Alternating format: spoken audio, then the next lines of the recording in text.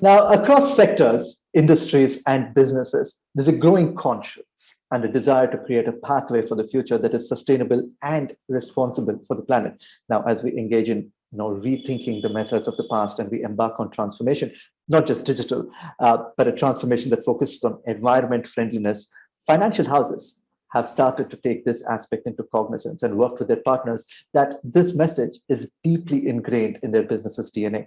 Now, DBS Bank were amongst the first of the financial global entities that embarked on focusing on sustainable finance to help their clients initiate and advance the sustainability agenda. And now, Business Insider India, in partnership with DBS Bank, is bringing you this focused discussion on how the Indian industry can adopt means to sustainable green business models as they plan their post-pandemic recovery. Now, to speak to us about how we should be thinking, and more importantly, the avenues to embark on this, we have the doers and the enablers joining us. Please welcome Anil Jaina, the Senior Vice President, the Head of Treasury at Olam Agro India. Now, Olam Agro is a young Indian commodity company, and they trade in coffee, cocoa, and cashew. And very recently, they announced their intention to be listed in the London Stock Exchange. Anil, exciting times for you. Thanks for joining us. Thank you, Ashwin. Thanks, the DBS team, for giving this opportunity. Please now join me in welcoming Jovenel Jani, the Group CFO at Semcop India. Now, Semcop is an independent power company here in India, and they're into identifying, developing, and operating power generation in the thermal and renewable power space. And sustainability is really one of their core values. It's not one more thing that they do, but it's really the thinking point where their business originates. So thanks, Jovenel. Thanks for plugging in. Thank you so much for inviting us, Ashwin and Divyesh. On behalf of DBS Bank, I would also like to thank you. And of course, as you just mentioned, it's Divyesh has joined us. Divyesh Dalal is the Managing Director and Head of the Global Transaction Services at DBS Bank India. Now, interestingly, DBS Bank has led this sustained effort to collaborate with the industry to help them transition to a sustainable, green, and low carbon economy. And the larger goals really are to help businesses adapt and build resilience for the larger challenges that the planet is facing, such as climate change and resource scarcity. And that is a worthy challenge to tackle. Thanks for plugging in, Divyesh. Thank you so much. Thanks, Ashwin, and thanks, Jovenel, Anil. Thanks a lot. I think it's a great panel, and I think it's the most appropriate time, in my view, to discuss about sustainability, especially when most of the countries across the world are getting out of COVID. I think a couple of years back, probably sustainability, was just a word for financing, but now I think it's gone beyond that. I think now we've seen a big shift in terms of corporates and even individuals wanting to participate, right? So I think the shift is across the board. I think the adoption is far more, and largely because of the fact the awareness at individual levels is also significantly higher. So as consumers also, you would see that people are looking out for green deposits, which you would have never heard of it, right? So things like that have started happening, which is the underlying, in terms of a good baseline for adoption of sustainability across the spectrum. And I think that's a good building block for our discussion, as well as what you will see in the coming years. I want to talk about all of that, but before we get there, I just want you to come in on quickly helping me understand how do you see the businesses in India faring when it comes to recovery, and globally, what's your perspective here as well? So I think so businesses across markets, as you know, I mean, last year they collapsed significantly, right? So 3 to 4 months it collapsed, and then to come out of the slumber was a challenge. I think this year it's significantly different. Through March, I think they were very, very resilient. We almost kind of touched pre-COVID. 2 months were a little bad, but I think it's not as bad as it was last year. So the recovery is pretty much okay. The numbers could be anywhere between 9.5, 11, 12. Those are the numbers ticking around. So you take any poll on the street, and those are kind of numbers on GDP growth that you would hear, right? And you would see that coming along, because we've seen recoveries across the board. The numbers may not be really, really high, but I think there is that you can see elements around large corporate houses looking to start investing. So there is capex around the corner, and you see tier 2, tier 3 towns borrowing coming back. Businesses coming back in these towns. And interestingly, I can tell you, so post our acquisition, in November, of a local bank, I traveled extensively from December through February, and I can tell you the tier 2, 3 towns were not hit as badly. right? So at that time, you could still see a lot of commerce happening there, and then the underlying financing was still pretty much robust. I think the second wave kind of hit almost all of them, and that's the reason why you see it coming out gradually. But I still feel it's much better than the first wave.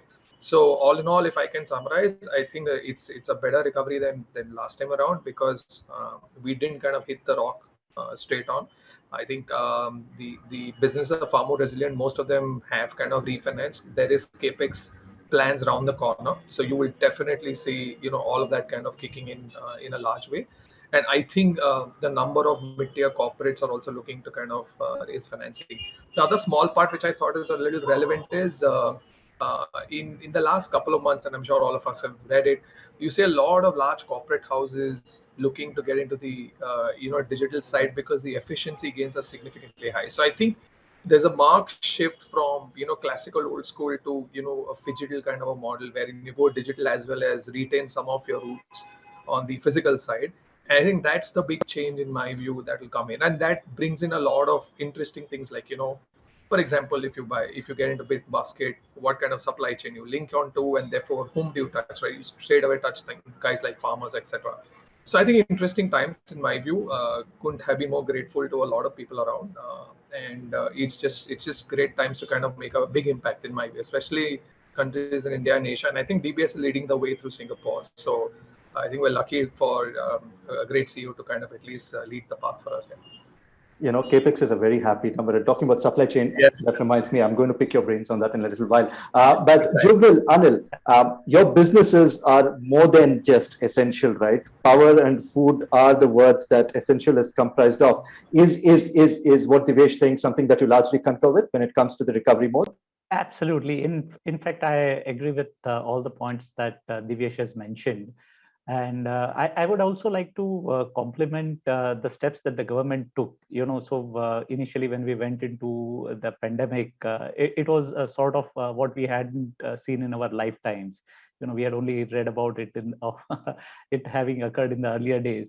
But they quickly swung into action, and I would say that even the initial lockdown that was announced was a sort of deterrent to the spread of the pandemic. And then quickly they announced a slew of measures and what I would say financial support to the industry.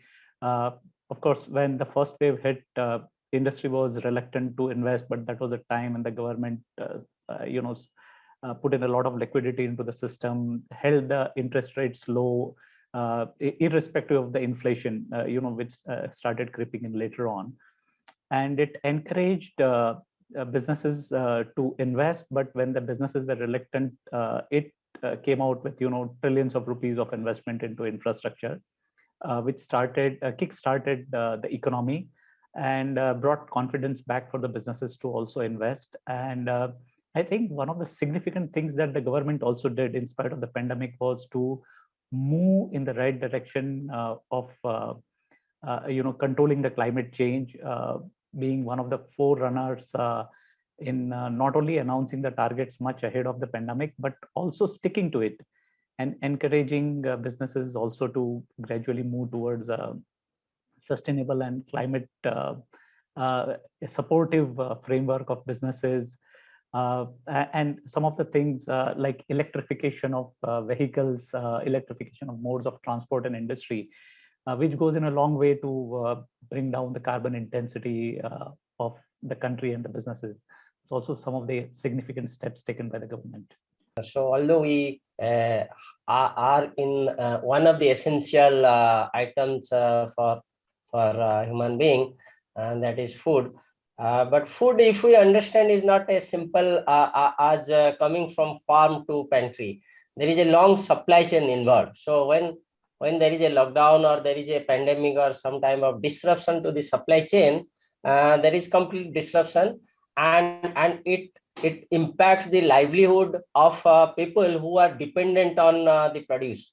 So our company being involved in from farm gate to pantry. So what we call ourselves is we help produce from farm gate to your pantry, or say to the shelves of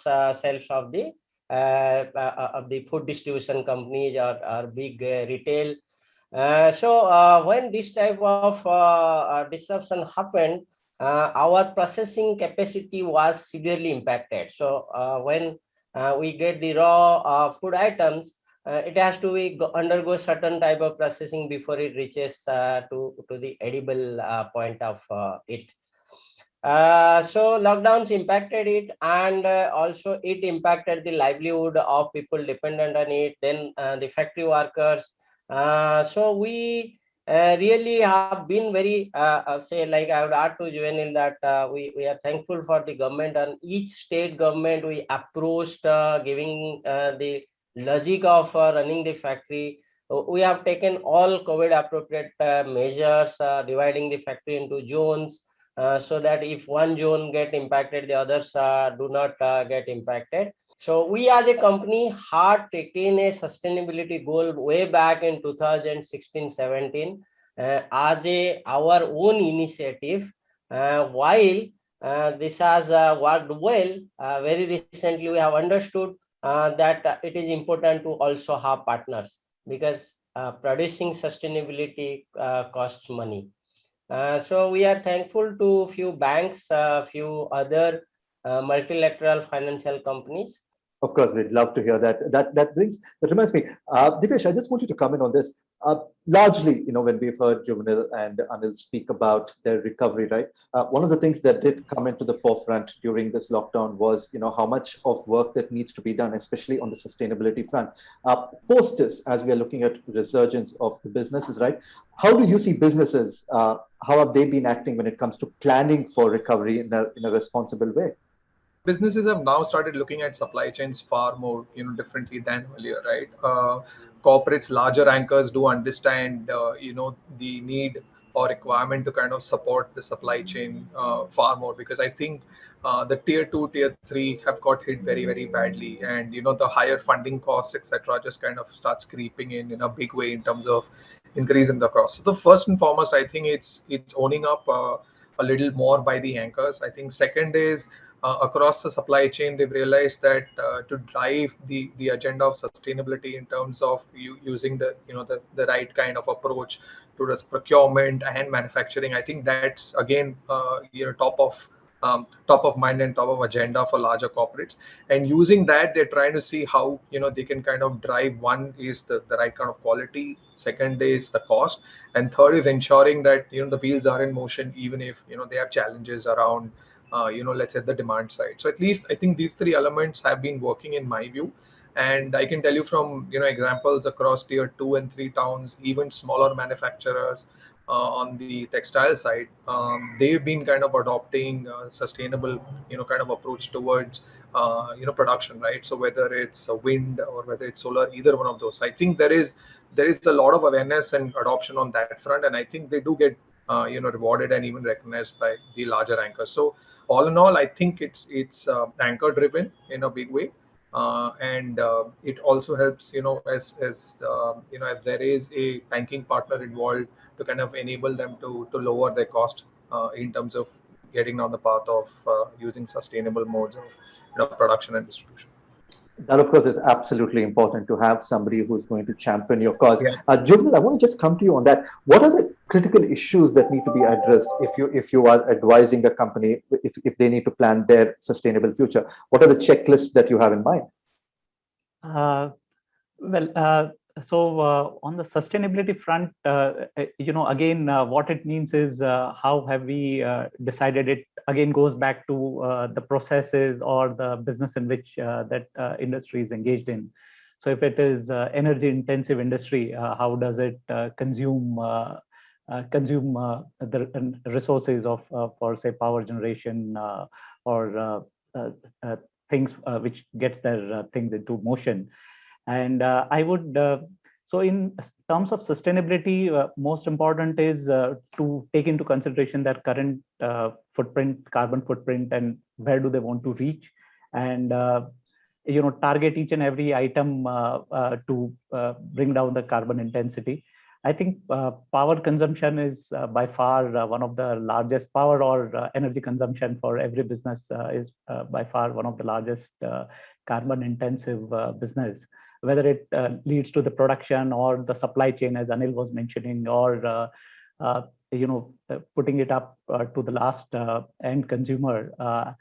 I would think that the most important point for the sustainability is setting a goal that this is where you want to reach, and actively working on that path to reduce the carbon footprint and move towards the sustainability goals. That I would think would be more important.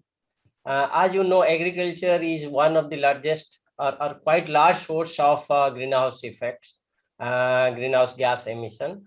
While after the industrial revolution, or particularly in India after the green revolution, we have become surplus in food, but not necessarily we have done in a say environmentally sustainable way. That was the need of the hour then, no doubt about that.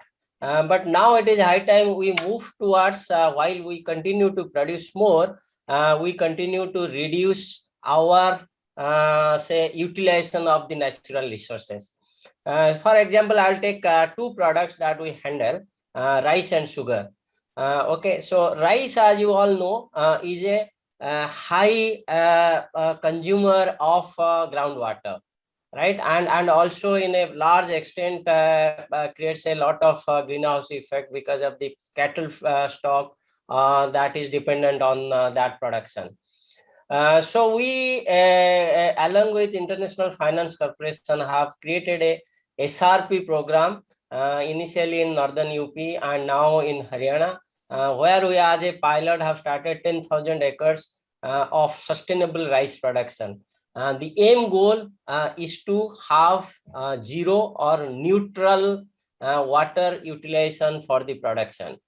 So we are thankful to IFC to fund to a large extent in that program. There are few other Indian government agencies who are also involved. So Olam being part of it, we have got interest from few of our banking partners also to get associated with the program. So if successful, we plan to increase to at least 30,000 hectares by another 2 years. And this will go in a long way while it does two things. While it helps the environment, it also helps the farmers. Because we for this program, the procurement cost or the procurement price that is paid to the farmers is well above even that your minimum support price. It is quite high, right? And we also understand to make it again sustainable financially, the story has to be sold to the end consumers. Otherwise, by subsidies or something, we know it can't sustain. So we are also tying up the entire value chain in selling that story to the end consumers and making them understand that this is a SRP rice, we call it, sustainably produced rice, which definitely everyone needs to pay a little more for the environment. This is all done because there is a long supply chain from rice farming to rice production. So rice is a very long supply chain. There is a paddy, it goes to the factory. So everything needs to be linked. We are using our own in-house developed digital systems to track each and every final produce to where it has been produced. Juvenil spoke about having food surplus. Anil spoke about having a supply chain. Now, food surplus is great as long as we know what to do with food and how to make sure that the food is preserved and kept. Do you want to just help me understand what's the kind of progress that we have made when it comes to, especially being, when it comes to things like being carbon neutral, net zero initiatives, ensuring that all these are tying in. What's your report card out here? So I think a couple of things which are important is I think all our programs, at least on the supply chain side, I can tell you confidently that all our programs are fully digital, right? Mm-hmm. And fully digital and easily accessible. And actually, if you look at it from that lens in COVID times, being digital was actually a big blessing in disguise, right? Especially in tier 2, 3, 4 towns where it was challenging to kind of reach out to customers. I think being digital was absolutely important in my view. So I think that was the first thing which kind of enabled a lot of kind of migration from paper to electronic, and also kind of your whole agenda of going digital. Because in my view, digital and sustainability is actually intertwined. You can't do one without the other kind of thingy, right? The second piece is outside of that, you kind of then go ahead and engage with the suppliers to kind of track performance of each of these suppliers to see what has been the adoption, and then basis that you go ahead and actually identify whom can you even provide better rates, right? So there is incentive to kind of drive adoption of better technologies to ensure that your sustainability agenda at a corporate level and at an institutional level is met. And that can only be done if your entire tracking is being done digitally. So from a DBS perspective, I think we were way ahead, probably a couple of years ahead. Obviously nobody anticipated COVID, but given that we had invested in the technology platform, and right now as we speak we are going further deeper down, right? Even in the supply chain, we're going down to third and fourth tier supply chains also, to kind of ensure that our whole objective around sustainability and digitized supply chain financing is kind of met. So I think both of those in my view will really help us kind of deepen it further. It will not just remain to the first level, because I think the challenge for all of us, industry as well as financiers, is that it still is at the tier one level, right? The first supplier to the larger anchor, I think, is at that level. And we believe that there is far more deeper kind of drive that's required to ensure that it penetrates into the second and third tier, because that's where the change needs to come in if it needs to have full impact. So we've started off, our journey's been great so far, but there is more to do, is what I would say. And you're also doing a significant amount of work talking about zero food waste, because you see that there's a huge connection between that and climate change as well, right? So that's also a part of your focus in attention areas. Absolutely. So in fact, we're also working with couple of startups in India, and those are largely around dairies, right? So around milk procurement, and how a startup enables the farmer to actually milk the cow at the right time, and ensure that they don't go around doing it far more than they're supposed to, and then measure the temperature of the milk, and then before it's transported, during transportation and post transportation, and then ensuring that the quality of the milk is pretty good, and there's no pilferage in it, right? So the buyer also kind of gets the comfort that the quality is great. So we're working with a couple of partners in that front, and some of this is just beautiful stuff, right? I mean, we couldn't have thought of it ever, right? The farmer just goes ahead and kind of milks the cow probably every day, doesn't know when to do it, but now there's technology that tracks every day the temperature of the cow, and then various steps and processes, and this is monitored digitally, right? Who would have thought a couple of years back this could be done digitally, and you give intelligence to the the farmer, because you have the mobile app, and through that you can kind of communicate. So all of this is actually helping in a big way in my view, and I think we've taken at least, as I said, we were fortunate that we invested ahead of time on the tech platforms, and I think that's really helping us go deeper. In my view, there's much more, because the awareness is quite high, and even the corporates are driving it in a big way, in addition to the regulators, right? So it's not just stuck on to a couple of institutions, but I think it's just top down. The drive is pretty significant. So I think good work done from a report card perspective. Good work done. Need to do more. We continue to invest in the platforms and work with anchors along with spokes, with with fintech companies that are leading the way in sustainability. Well, of course, when it comes to leading the way, we have Olam and Semcop who are also doing significant work. I want to come to both of you. If you can just give me a checklist of things that, a lot of companies have the intention, but obviously getting started and going about is something that is a huge challenge, because they need that initial push to gain really momentum. So, Jugnal, path forward for businesses who really are thinking about being more sustainable and responsible. What are the 2-3 things that they need to think about and factor in from the word go before they take the next step? Yeah. So Ashwin, I think one of the important points that has come out, and I would like to emphasize on that, is digitalization. So it's a key driver in sustainability. You have businesses all over. You want to monitor them. You want to make sure that everything is run optimally. Now, digitalization helps in providing you more accurate information for you to take action, and also monitoring and analytics. So just one small example that, in Semcop in India, we have a virtual brain renewables, we call it the VBR, through which we monitor, all our 35 wind sites. And when I talk about wind sites, so each site might be spread out on a couple of 100 square kilometers. And we have more than 1,000 turbines in 7 states of the country, spread across thousands and thousands of kilometers. And physically, it may not be possible to, for people to be present over there to monitor and to what I would say is, in case of an issue, to rectify that. But with this VBR, we are able to track each and every component of our power generation equipment remotely from 1,000 kilometers away. And we are, so in wind turbines, the wind typically, the wind is our main raw resource from which we generate power. And the turbines are able to move in the direction to capture the wind at the right speed. And if there's a yaw angle also, that the nacelle can adjust itself to the not only the direction of the wind, but the up and low of the wind also. And it can move in that direction. If the wind speeds are in excess of what is the tolerance limit, it can just move sideways and let the wind pass so that it doesn't damage the turbines. When we have to maintain something, so there is an update that is received in our central control room to say that such and such component of the turbine or such and such component of the solar panel is not operating fully, or there's a lot of vibration in it.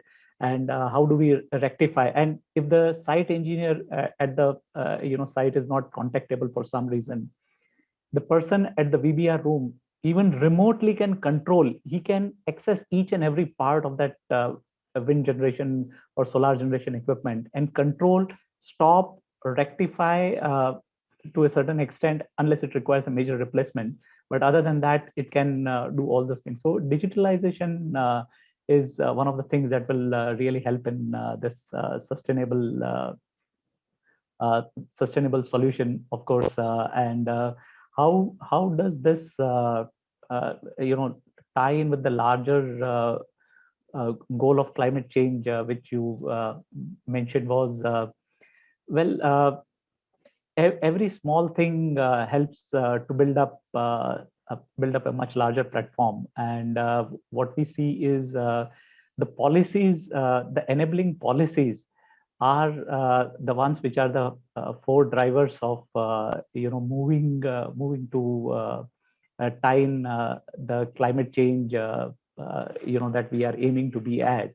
And I would also think that industry being given the right support in terms of no longer subsidies, but in terms of an enabling environment and the right kind of push, also reducing our dependence on polluting fuels like coal and petroleum and other things. I think, and that mainly through electrification, so electrification of transportation, electrification of industries. So that would be what would tie in with the larger goal of, controlling the climate change and bringing it back to more sustainable levels. So I think, the whether it's sustainability or even, post-COVID scenario, I think digitalization actually gives you a lot of transparency. I think if I have to summarize, I think that, kind of drives a lot of agenda around, you get visibility into the flow, you get visibility into, where the funds are deployed. You also get visibility into the tax, etc., all of that. And that kind of enables you to provide, far more easier, kind of financing than earlier you would, right? So I think that's the first leg. Second is, I think you also kind of start introducing, various stakeholders across ecosystems, right? So there would be a stakeholder in ecosystem X with a particular, anchor, but you suddenly start introducing them to various others, which I think let's say 4 to 5 years back, that never happened, right? There was a spoke or supplier in tier 2, 3 town who's pretty much, stuck with a couple of anchors. And now because of the data transparency due to digitalization, I think that is accelerating in a big way, in my view. And I think as we go deeper, this will really help a lot, because the usage of data is key, in my view, more than anything else. Providing financing was, always getting done. But now I think digital and then data actually is helping you to kind of drive it further. Obviously, one is on rates, but I think expanding across ecosystems is a big thing in my view. Just stay with me, Divyesh. Do you want to just help me understand how are you from the banking sector looking at this, and how are you looking at making things, making the transition something that is far more attractive for the companies that are considering to head towards the green way? Yeah, so I think from our perspective, we clearly working with couple of large anchors across various ecosystems.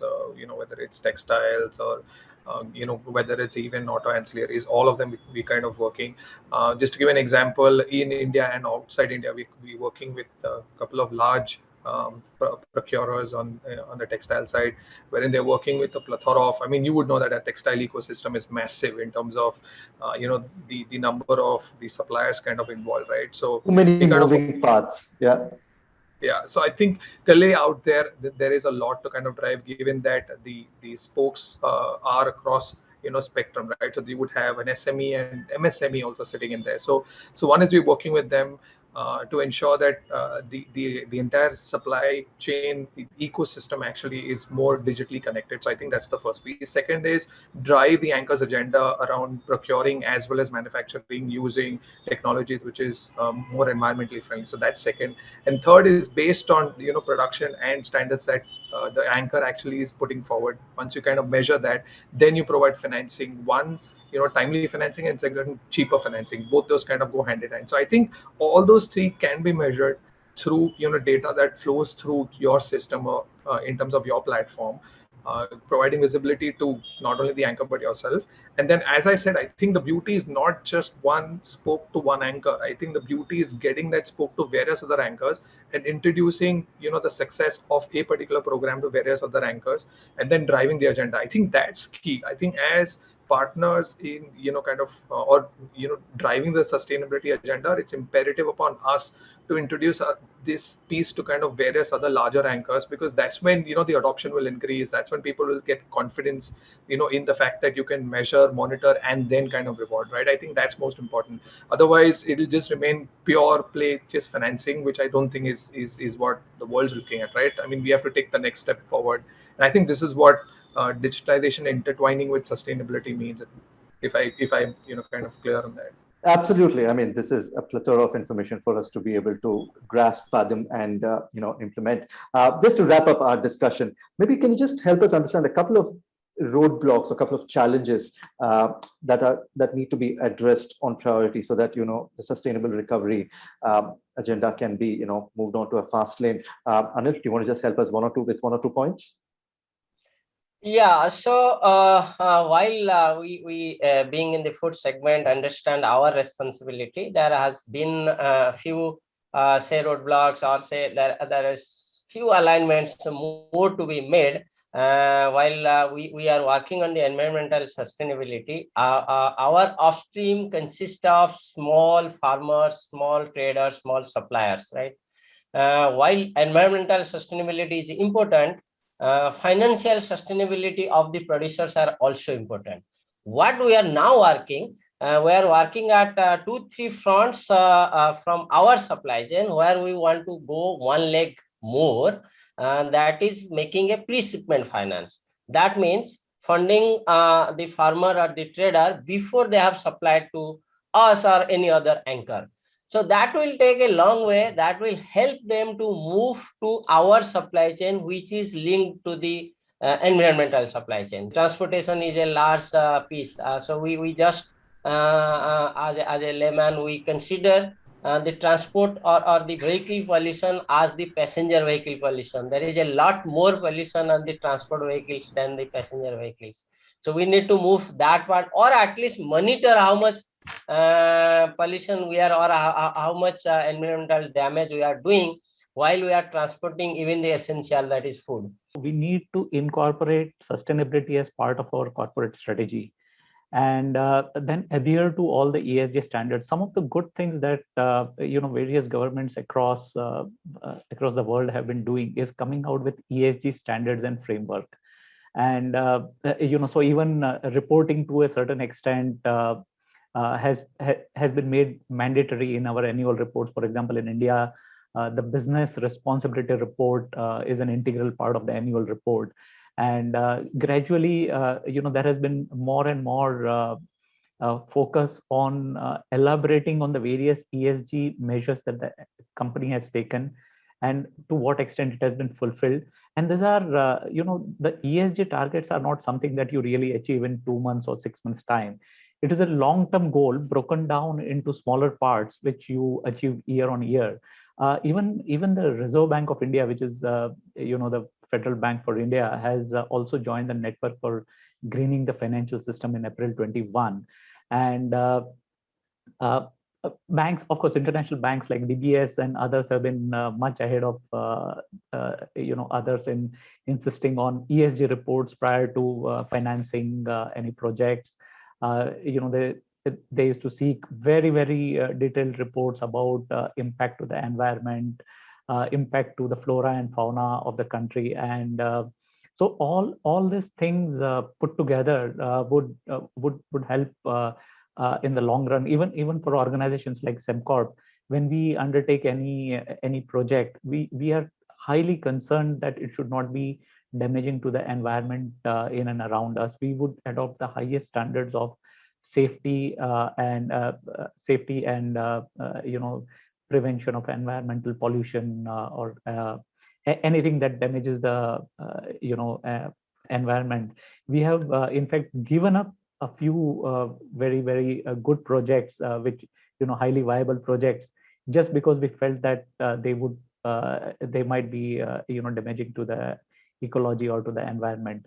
So I think the banks as well as the businesses put together, when they adopt ESG reporting, not just in letter but also in spirit, that would put the overall business environment, the overall country and overall banking system in the right state and the right path. And I think all businesses and the banks both put together, they understand the importance of ESG, and I think that's the right way that we have all been moving in the right direction. Absolutely. Divyesh, do you want to give us final words as to what are these bottlenecks that will completely, once removed, will make fulfilling your agenda all the more easier when it comes to the DBS perspective? Yeah, so I think Anil and Jumil both kind of touched upon it beautifully. I think the key has to be at top of the house. Then there needs to be a plan in terms of adopting sustainable ways of kind of procuring, either through your own ecosystem or through manufacturing it yourself also. So I think that's the first thing. So you need to at least have it as part of your goals or mission, right? So it should be there. It should start up from there, and then it has to be driven. So I think that's the first thing. Second is, like Anil rightly mentioned, it has to go deeper than the first level of financing, right? You need to give much more incentive than just a manufacturer supplying to a larger anchor and then provide financing. So I think it has to go far more deeper.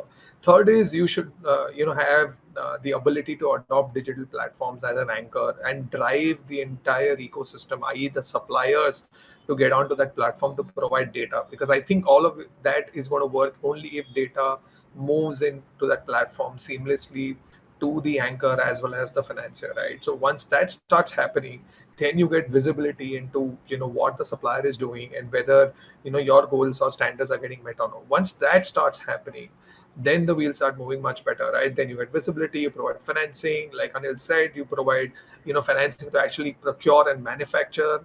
So I think that starts happening, and then as and when they kind of meet your goals or standards, you kind of ensure that you provide higher levels of financing at much better rates, right? Which otherwise wouldn't have been possible with these suppliers. So I think all of that starts happening, and then I think the key, as I've been mentioning, is that you can start taking that supplier to various other ecosystems, and for all the suppliers will start introducing you to various other ecosystems. That hey, why don't we kind of adopt this approach for anchor X and anchor Y, because that's when it starts spreading far more, right? So I think that's the key in my view. So one is top of the house is adoption. Second is that you need to adopt digital as a way across the ecosystem, and just not your company but even the suppliers. And third is you need to measure and monitor both to ensure that your goals that have been set are getting tracked and met.